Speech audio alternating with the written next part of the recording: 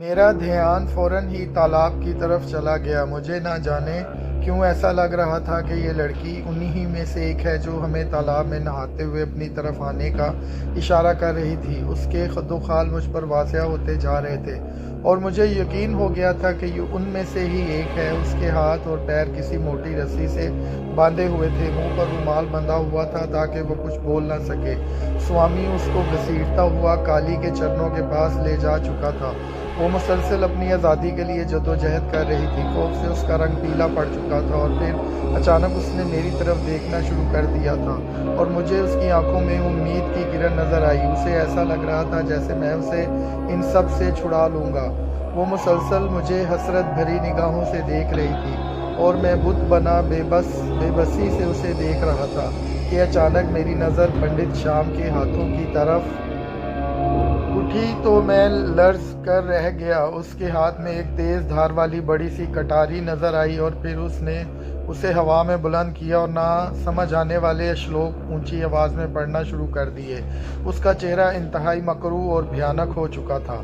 आंखें सुर्ख अंगारा हो रही थीं। कमरे में बैन की आवाज़ों में बेपनाह इजाफा हो गया था। हवा का शोर शिद्दत इख्तियार कर गया था। लड़की अब भी मुझे हसरत भरी निगाहों से देख रही थी। उसकी आंखों से आंसू पानी की तरह गिर रहे थे। मैं बेबसी की अलामत बना वो खौफनाक और दहशतनाक मंजर देखे जा रहा था। मेरा बस नहीं चल रहा था कि भाग के उस लड़की को मरने से बचा लूं। मुझे साफ महसूस हो रहा था जैसे किसी अनदेखी ताकत ने मेरे पांव जकड़ लिए हों। मेरी ज़ुबान बोलने से बिल्कुल कासिर थी। मैं खौफ और बेबसी की तस्वीर बना खड़ा वहाँ होने वाला सारा तमाशा देख रहा था और फिर मेरे देखते ही देखते श्याम शंकर ने जय जय काली माता का पुरजोर नारा लगाते हुए कटारी से उस मासूम लड़की का सर उसके धड़ से काटकर अलहदा कर दिया। उस जालिम और सफाक ने इस जोर से वार किया था कि खून की छींटें उड़कर काली की सफ़ेद आंखों और ज़ुबान पर चिपक कर रह गई थी, जिससे उसका चेहरा और भयानक ज़दा हो गया था। लड़की की गर्दन कट के काली की गोद में जा गिरी थी और धड़ अलहदा होकर चबूतरे पर गिर गया था, जिसे स्वामी ने जल्दी से पकड़कर चबूतरे के आखिरी हिस्से की तरफ रख दिया था और उसके धड़ से खून उबल कर नीचे फर्श की जानिब बहना शुरू हो गया था। और फिर मेरे देखते ही देखते बलराम, पार्वती और अशोक ने अपने अपने प्याले उसके खून से भरने शुरू कर दिए थे, जबकि उस लड़की का धड़ मुसलसल तड़पे जा रहा था। और फिर इन तीनों ने अपने अपने प्यालों के होंठों के साथ लगा लिया और देखते ही देखते वो खून से भरे प्यालों को एक ही सांस में भी पीकर खाली कर दिया था। लड़की का धड़ वाला हिस्सा तड़प तड़प कर ठंडा हो चुका था और उसमें से खून निकलना भी बंद हो गया था। तेज हवाओं का शोर खत्म हो चुका था। बदरूहों और चुड़ैलों का बैन भी खत्म हो गया था। मगर अगले ही लम्हे एक और दिल दहला देने वाला वाकया हुआ। बलराम अपने घुटनों के बल जमीन पर बैठ गया और अपने दोनों हाथ जमीन पर टका दिए। वो बिल्कुल सजदे जैसी हालत में नजर आ रहा था और फिर मैंने उसके मुंह से तकरीबन 1 गज लंबी 2 शाखा जुबान निकलते देखी, जो बिल्कुल जर्द रंग जैसी थी और वो तेजी से जमीन पर बिखरे हुए खून को चाटने में मसरूफ थी। बलराम का चेहरा भयानक हद तक बदल चुका था। उसके चेहरे की जिल्द जगह जगह से फट चुकी थी। उसके दांत गालों की जगह से वाजिया नजर आ रहे थे, जो बिल्कुल किसी अजदहे जैसे दिख रहे थे। उसकी आंखों की हैयत बिल्कुल बदल चुकी थी। सफ़ेद और खून से भरी पुतलियां किसी खतरनाक सांप जैसी डरावनी दिख रही थी और वो मौजे से बैठा खून चाटने में मसरूफ था। और दूसरी तरफ पार्वती ने एक जोरदार काली का नारा लगाया। नारा लगाने की देर थी कि कमरे में एक दफ़ा फिर तूफान बदतमीज़ी बर्पा हो गया। तेज़ हवाओं के साथ साथ कमरे में बेशुमार घंटियों की आवाज़ों में घुंघरुओं और तबले ढोलक का शोर वाज़िया सुनाई दे रहा था। ऐसा लगता था जैसे कोई तेज़ी से नगारा पीट रहा हो और पार्वती ने साज़ों की इन धुनों पर तेज़ी से नाचना शुरू कर दिया था।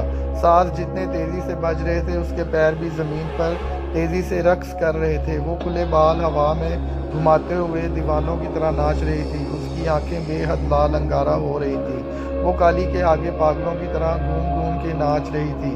मंदिरों की घंटियां और दूसरे साजों ने उसके अंदर एक हिजान बर्पा कर रखा था और बलराम अपनी गज भर लंबी जुबान से ज़मीन पर बिखरा खून तेज़ी से चाटे जा रहा था और मैं बुत बना खड़ा मुसलसल ये सोचे जा रहा था कि मैं अब तक जिंदा कैसे हूँ, मैं अपने पैरों पर खड़ा कैसे हूँ, मैं इन सब को नज़र क्यों नहीं आ रहा। और फिर एकदम मुझे ऐसा लगा कि पार्वती ने रुक कर मेरी तरफ देखा हो और मुस्कुराई हो, और मुझे उसका ऐसा देखना और मुस्कुराना मौत से भी ज़्यादा भयानक लगा। बस उसका देखना था कि खौफ और दहशत से मेरी आंख खुल गई और मैं अपने बिस्तरे से ऐसे छलांग मारकर उठा जैसे मुझे किसी बिच्छू ने डंग मारा हो। मैं कितनी ही देर आंखें मल मल कर यही यकीन करता रहा कि क्या मैं वाकई सो रहा था या जो कुछ मैंने देखा था वो सिर्फ एक भयानक ख्वाब था, और ख्वाब भी इतना लंबा और तसलसल के साथ था कि बिल्कुल हकीकत का गुमान हो रहा था। हालांकि कमरे का माहौल काफ़ी ठंडा और पुरसुकून था, लेकिन मैं सर से लेकर पाँव तक पसीने से तर था।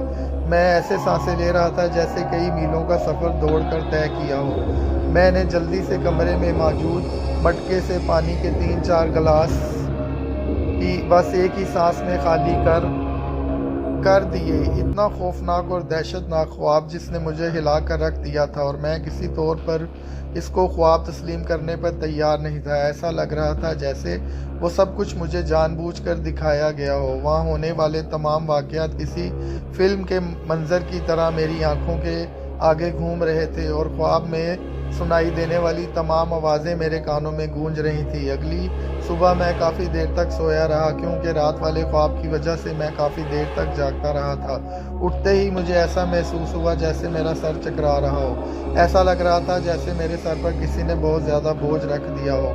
मेरी हालत अजीब हो रही थी। ख्वाब वाले तमाम मनाजिर और वो तमाम चेहरे, ख़ास तौर पर उस लड़की का चेहरा तो मेरी नज़रों से हट ही नहीं रहा था। मैं ख्वाब से पीछा छुड़ाने के लिए बार बार अपने सर को झटक रहा था कि मेरी नज़र आरिफ और अनंत के बिस्तर पर पड़ी तो मुझे हैरत का झटका लगा, क्योंकि दोनों ही अपने अपने बिस्तर पर मौजूद नहीं थे। मैं जल्दी से उठा और कमरे से बाहर निकल आया। खिलाफ़े मामूल मंदिर में काफ़ी खामोशी थी। सारे कमरे खुले मगर खाली दिखाई दिए। ऐसा लग रहा था कि मंदिर में रहने वाले तमाम लोग कहीं और चले गए हों। पूरे मंदिर में सन्नाटे का राज था। मैं परेशानी के आलम में भागता हुआ बाहर अहाते की तरफ आया तो तालाब पर नज़र पड़ते ही मुझे हैरत का एक और शदीद झटका लगा। तालाब में वो दोनों मंदिर की दासियों यानी लड़कियों के साथ खेल कूद और शरारतों में मसरूफ़ नजर आए। वो सब एक दूसरे पर बार बार पानी उछाल रहे थे और छोटे बच्चों की तरह तालियां बजा बजा कर खुश हो रहे थे। उनके अंदाज से ऐसा लग रहा था जैसे वो सब एक दूसरे को बरसों से जानते हों।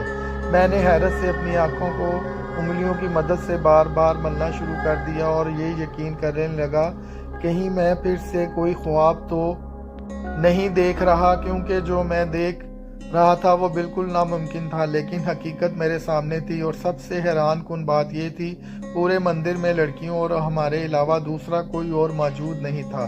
ना ही कोई पुजारी, ना ही कोई पंडित, और ना ही कोई काली माता के दर्शन करने वाले या वहां आने वाले लोग नजर आ रहे थे। मैं हैरानी से खड़ा इन सब बातों का जायजा ले ही रहा था कि उनकी आवाज़ सुनाई दी। अफजल खान वहाँ खड़ा क्या कर रहा है? यहाँ आ जा हम सब में, तू भी हमारे साथ स्नान कर ले। और मैं ना चाहते हुए भी तालाब की तरफ बढ़ गया और बाहर किनारे पर खड़ा होकर एक दफ़ा फिर हैरत से उन सबको देखने लगा। अनंत हंसता हुआ मेरे पास आया और कहने लगा, यार ये पार्वती भी कमाल की चीज़ है, देख उसने आते ही हमारी क्या मौज लगवा दी। और पार्वती का नाम सुनते ही मेरे दिल को एक अजीब सा झटका लगा। पार्वती, मैंने चौंक कर आनंद की तरफ देखते हुए उसका नाम लिया तो वो हंसते हुए बोला, हाँ पार्वती, आज सुबह ही स्वामी जी ने आकर हमें उठाया और कहने लगे, पंडित श्याम जी आप तीनों को बुला रहे हैं। हमने तुझे उठाने की बहुत कोशिश की मगर तू उठ ही नहीं रहा था। फिर हम दोनों ही उठकर पंडित जी के पास चले गए। देखा तो पार्वती भी उनके पास खड़ी थी। हम दोनों भी ऐसे ही हैरान हुए थे जैसे अभी तू हुआ है। वो हमें बड़े अच्छे तरीके से मिली और तेरा पूछने लगी कि खान किधर है। मैंने बताया कि वो तो बड़ी पक्की नींद सो रहा है, तो कहने लगी ठीक है सोने दो, जब उठेगा तो मैं खुद ही उससे मिल लूँगी। फिर हम से पूछने लगी सफ़र कैसा गुजरा, यहाँ आकर खुश हो, कोई तकलीफ़ तो नहीं हुई। यहाँ आकर हमने भी कह दिया सब कुछ ठीक ठाक है, यहाँ सब हमारा बहुत ख्याल रखते हैं। यहाँ की सुंदरता देखकर यहाँ से जाने को दिल नहीं करता। और मेरी ये बात सुनकर वो हंसते हुए बोली, कौन सी चीज़ ज़्यादा सुंदर लगी, सीतापुर या उसका मंदिर, या मंदिर में रहने वाली कन्याएं। और जानता है आरिफ ने क्या कहा? आरिफ कहने लगा, देवी जी सच पूछे तो गांव तो वाकई बहुत प्यारा है, लेकिन इससे भी ज़्यादा यहाँ मंदिर में रहने वाली लड़कियाँ सुंदर और प्यारी हैं। हम सिर्फ दूर ही से देखकर अपना मन बहला लेते हैं, पास तो जा नहीं सकते और ना ही कोई बात कर सकते हैं। इस बात पर पार्वती बड़े जोर से हंसी थी। कहने लगी, बस इतनी सी बात? अरे आप सब तो हमारे मित्र हो, आपकी सेवा तो हमारा कर्तव्य है। और फिर उसने श्याम जी को बोला, पंडित जी ये हमारे मित्र हैं, इनके मन की हर मनोकामनाएं पूरी होनी चाहिए। आज मंदिर में कोई नहीं आएगा, सबको कह दीजिए। और हाँ, जो यहाँ मौजूद हैं उनको भी बाहर भेज दें और मंदिर की दासियों को आदेश दें कि वो हमारे मित्रों का अच्छी तरह से मन बहलाएं। उनकी सेवा में कोई कमी नहीं रहनी चाहिए। और यार, फिर हमारे देखते ही देखते श्याम जी ने यहाँ मौजूद सब पंडितों और पुजारियों को बाहर भेज दिया, और बाकी तू सब अपनी आंखों से देख ही रहा है आरिफ। और मुझे तो यकीन ही नहीं आ रहा था कि ये सब उन्होंने हमारे लिए किया है। वो बड़े मज़े से ये सब बातें मुझे बता रहा था और मैं हैरान खड़ा ये सोच रहा था, वाकई ये सब कुछ हैरान कर देने वाली बातें थी। हमारी इतनी मेहमान नवाजी और सिर्फ हमारे लिए मंदिर के लोगों को बाहर निकाल देना और दूसरों को अंदर ना आने देना, ताकि हम दिल खोल के ऐश कर सकें। जबकि बकौल स्वामी जी के मंदिर की लड़कियों से गैर लोगों को बात करने की बिल्कुल भी इजाज़त नहीं। और यहाँ तो ये दोनों बड़े मज़े से उनके साथ तालाब में नहा भी रहे थे। मैंने जब ये सारी बातें उससे की तो वो कहने लगा, आरिफ भी यही बातें कर रहा था। मगर छोड़ यार, हमें क्या, जब सब कुछ खुद पार्वती ने हमारी खुशी के लिए सब किया है तो चिंता किस बात की है। और फिर वो मुझे खींचता हुआ तालाब के अंदर ले गया और वहाँ मौजूद हर लड़की से मेरा तारुफ करवाने लगा, और सब मुझे शरारती नज़रों से देखते हुए प्रणाम कर रही थी, जबकि मैं ना जाने क्यों बेहद शर्म महसूस कर रहा था। और मेरे इस अंदाज पे ना सिर्फ लड़कियां बल्कि वो दोनों भी दिल खोल के कह कहे लगा रहे थे। और फिर मेरी ये शर्म भी उन लड़कियों की बेतकल्लुफ़ी की वजह से जल्द ही चली गई, और मैं भी उन सब में यूं घुल मिल गया जैसे मेरी उन सब से बरसों की पहचान हो। इन खूबसूरत लड़कियों की गुर्बत में मैं रात वाला ख्वाब भी तकरीबन भूल चुका था। जहन से हर चीज़ महव होती जा रही थी। नज़र आ रहा था तो बस अपने इर्द गिर्द हसीन और खूबसूरत लड़कियों का मेला, जो हमारे साथ मुसलसल शरारतों में मसरूफ़ था। और हम तीनों भी सब कुछ भूल भाल के उनके साथ ऐसे उछल कूद कर रहे थे जैसे हम सब बचपन के साथी हों। आरिफ हंसते हुए मेरे पास आया और बोला, यार खान, मज़ा आ गया। पता नहीं ऐसी मौज मस्ती दोबारा नसीब हो या ना हो, लेकिन आज का दिन मैं कभी भूल नहीं पाऊंगा। मैंने तो कभी ख्वाब में भी ऐसे दिल फरेब नज़ारों के बारे में कभी सोचा भी ना था। और सबसे मज़े की बात यह है कि आनंद को देख कितना खुश है। जब स्वामी जी ने कहा था कि यहाँ की लड़कियों से छेड़छाड़, तो एक तरफ कोई उनसे बात भी नहीं कर सकता, और अगर किसी ने इन पर बुरी नज़र डाली तो काली का शराब उसे तबाह बर्बाद कर देगा। तो वो कितना डर गया था और यहाँ आने के लिए बिल्कुल भी राजी ना था। और आज देख ले, कहाँ गया उसका डर, कहाँ गया काली का शराब, कुछ भी तो नहीं हुआ। हाँ आरिफ, तू सही कह रहा है। इन लोगों ने बस दूसरे लोगों को इन लड़कियों से दूर रखने के लिए ये मन घड़त बातें बना रखी हैं, ताकि इस धर्म के लोग देवी देवताओं के शराब या डर से उनके करीब भी ना जा सकें और ना ही उन्हें बहका सकें। हालांकि आनंद उन सब बातों को मानता है, लेकिन आरिफ, जवानी का नशा ही कुछ और होता है। हर ख्याल, हर डर दिल से निकाल देता है। और यही हाल इस वक्त अपने यार का भी है। देख कैसे हंस कर उनसे बातें कर रहा है, उन्हें छेड़ रहा है। ना ही इस वक्त उसे काली के शराब का डर है। और यार, हम तीनों तो घर से निकले ही मौज मस्ती के लिए थे, तो जब किस्मत ने मौका दिया है तो अब डर कैसा, फिक्र कैसी, जो होगा देखा जाएगा। इस बात पर वो हंसता हुआ बोला, हाँ यार, अब तो मैंने भी फिक्र करनी छोड़ दी है। जो हो रहा है उसका मज़ा लेते हैं, आने वाले कल की फिक्र करके खुद को परेशान क्यों करें। और फिर हम तीनों काफ़ी देर तक उन लड़कियों के साथ तालाब में नहाते रहे। तकरीबन दोपहर के वक्त एक औरत तालाब की तरफ आती हुई दिखाई दी। आते ही उसने हम सबको मुखातिब करते हुए कहा, खाना लगा दिया गया है, आप सबसे विनती है कि आके खाना खा लें। और इसके साथ ही हम सब वहाँ से निकलकर उस औरत के पीछे चलने लगे, जबकि आरिफ और आनंद का बिल्कुल भी मन वहाँ से जाने को नहीं कर रहा था। और तकरीबन यही हाल उन लड़कियों का भी था, जो मैंने ख़ास तौर पर महसूस किया था। उनके चेहरों से साफ लग रहा था कि वो शायद कुछ और वक्त हम तीनों के साथ बिताना चाहती थीं। शायद उन्हें भी पहला मौका मिला था हम जैसे जवान लड़कों की सोबत का। जिस पर वो हमारी तरह काफ़ी खुश नज़र आ रही थीं। जिस कमरे में हमें ले जाया गया, ये कमरा वो नहीं था जहां हम खाना खाते और सोते थे। ये कमरा मंदिर के अकबी हिस्से से काफ़ी हट के था।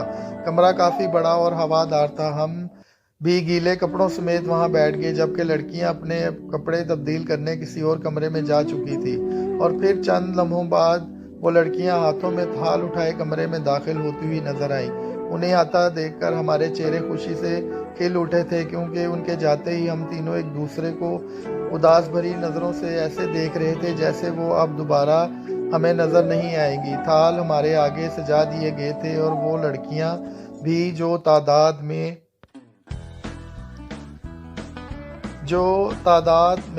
6 थीं, हमारे सामने आलती पालती मार के बैठ गई थीं। वो लड़कियां बेहद खूबसूरत और जवान थीं।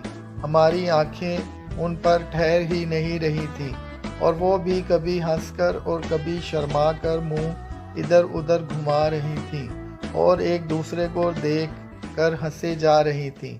हमें भी ये सब अच्छा लग रहा था। अपना तारुफ वो हमें तालाब में ही करवा चुकी थी। उनमें सबसे ज़्यादा खूबसूरत साधना थी, गोरी चिट्टी दरमियाने से कद वाली। दूसरी निर्मला, रेखा, वजंती, सपना और छठी रूपा, सब एक से बढ़कर एक थीं। दोस्तों, अगर आपको ये कहानी पसंद है और अच्छी लग रही है तो प्लीज़ इसे लाइक और सब्सक्राइब करें।